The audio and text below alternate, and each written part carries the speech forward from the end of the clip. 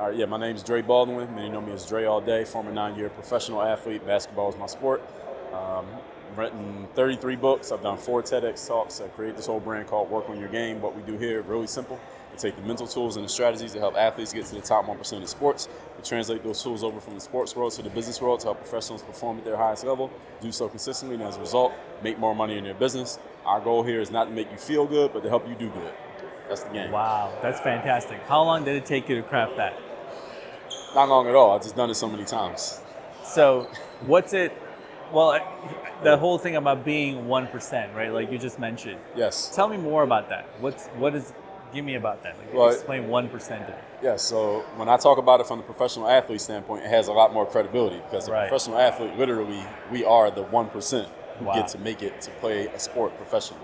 So when business people talk about 1%, it's kind of hard to quantify because it's a certain amount of money, I guess, depending on what they're measuring by. But sports, out of every 100 athletes who tries to play a sport, only one of them actually gets paid to play a sport. So when I say top 1%, I literally mean it. And we're taking the tools to help athletes do that, and we're translating those tools, the mental tools and the strategic tools, to the business world. So all that mindset stuff, the strategies, the game planning, the accountability, the systems, we literally translate that from sports to business. So I'm not joking when I say 1%. That's not hyperbole. That is a true story. So let me ask you this. You work with a lot of entrepreneurs all day. Yes. What is the biggest thing that is holding them back from having to become the 1%, to be, to achieve? It's a great question. The biggest thing on a big picture level is mindset.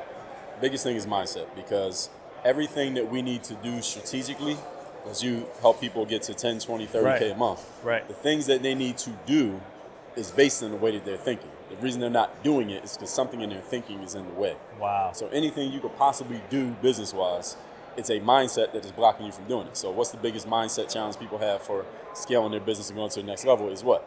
I don't have the money. Right. I don't have the funds. I don't have access to the money. I don't have experience. Right. I don't have experience. I don't have the time. I don't know the people. I don't have the information.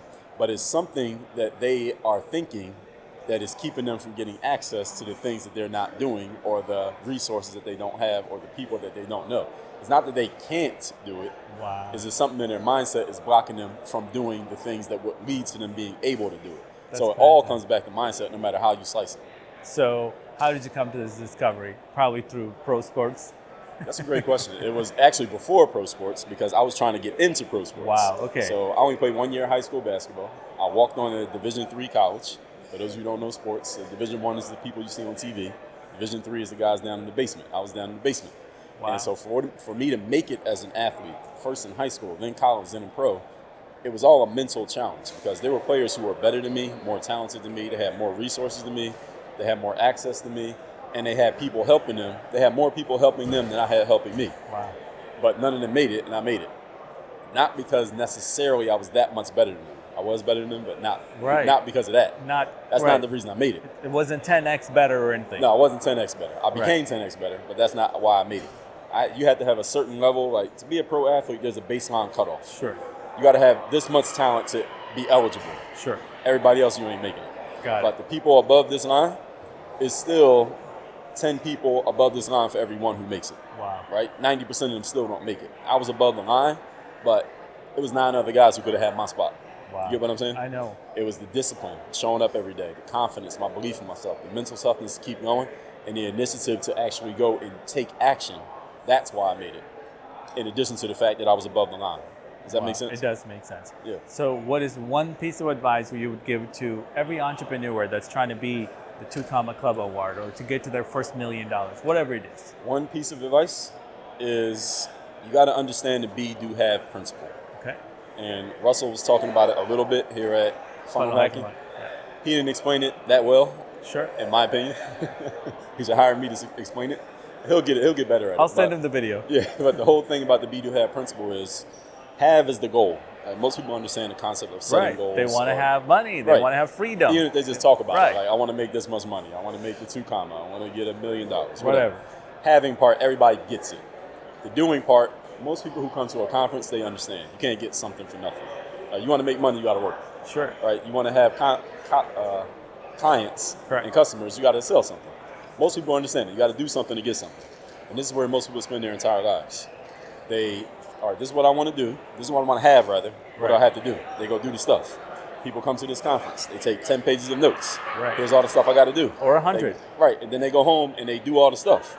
But they still don't get the result. And they're like, well, what the hell is wrong with me? What's wrong with me? What's wrong with the information? Do I need to go to another conference? Do I need to sign up for another course? Do I need to hire a different coach?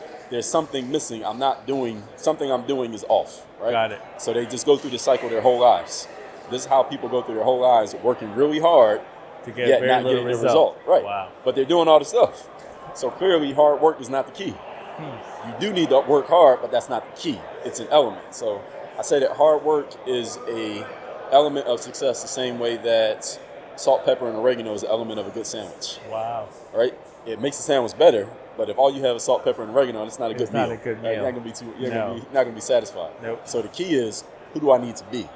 And this is the question that many people never ask themselves. And this is why any kind of business conference you go to, there's always a mindset element. Right? So yesterday you had Jocko. Right. Today I think we got Eric Thomas. I saw him earlier. Right? And then we're going to have Garrett. He's going to speak mindset. And then Benjamin Hardy's going to talk mindset. Right. There's always a mindset element, and Russell does mindset. Sure. Mindset is an element of everything, because when you become the person who does the things, then the actions follow naturally. So if I told myself, let's say I was not an athlete. Let's say I was just in average shape. But then I said, you know what? I'm a person who's in amazing 100% top 1% shape.